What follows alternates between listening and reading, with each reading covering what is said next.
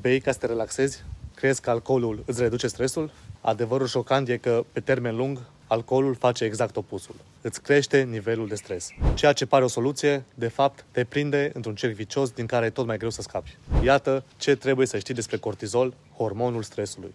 La început, alcoolul îți dă o senzație de calm, dar în câteva ore crește nivelul de cortizol. A doua zi, te trezești mai anxios, mai iritat și cu mai puțină energie. Pe termen lung, corpul tău devine dependent de alcool ca metodă de relaxare, dar, în realitate, stresul din organism crește constant. Imunitatea scade, somnul devine superficial și productivitatea ta are de suferit. Începi să ai pierdere de memorie. Cortizolul excesiv afectează structurile creierului responsabile de memorie și atenție, ceea ce duce la ceață mentală și lipsă de claritate. Ceea ce pare o metodă de relaxare pe termen scurt, îți distruge sănătatea pe termen lung.